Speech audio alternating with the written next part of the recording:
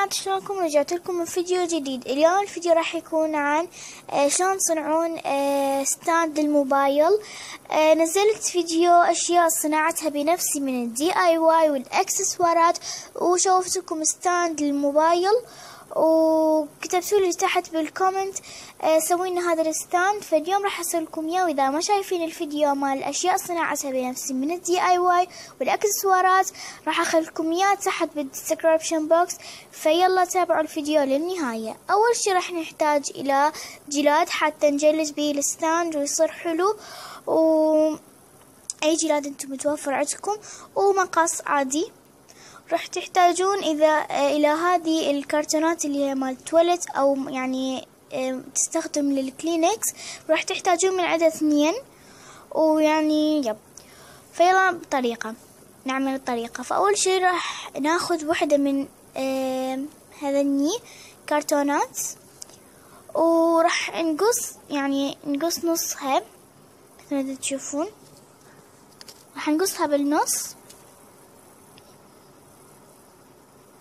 هالطريقة هذه، ويعني شو اسمه لازم يكون عدل يعني حتى يصير وياكم حلوة وما راح تخرب. وراح نقص من الجهة الثانية ايضا نفس الطريقة يعني.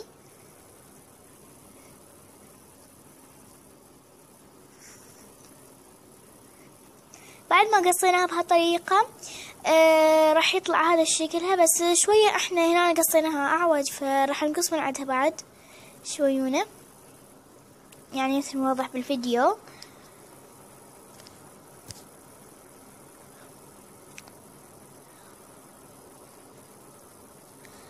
بعد ما قصيناها راح نشيل الباقي واحنا طبعا هسه راح نلزقها بالطريقة هذه يعني. فراح نجلدها وارجع لكم، يعني نجلدها بهذا الجلاد وارجع لكم.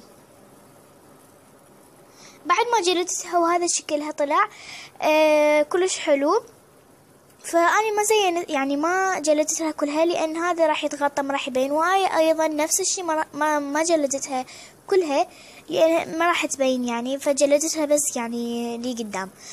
ونسيت اقول لكم راح نحتاج الى مسدس السيليكون، اني حميته وخليته يمي.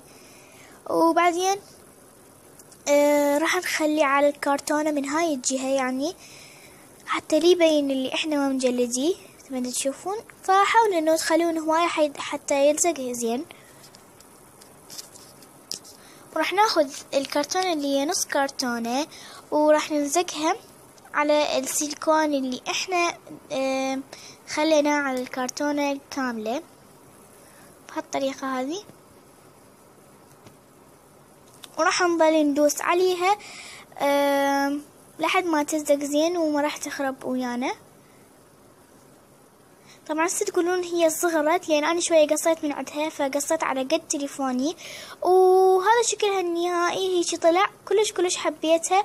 ونسيت انه اجيب لكم تليفون واشوفكم شلون راح تخلوه، بس جبت لكم قبق يعني فاحسبوا هذا تليفون فهيك شي تخلى يعني، فاكيد هو التليفون يعني اكبر من هذا، فهيك شي يتخلى وشكله كلش كيوت. تقدرون تخلوه باي شي يعني باي مكان الستاند.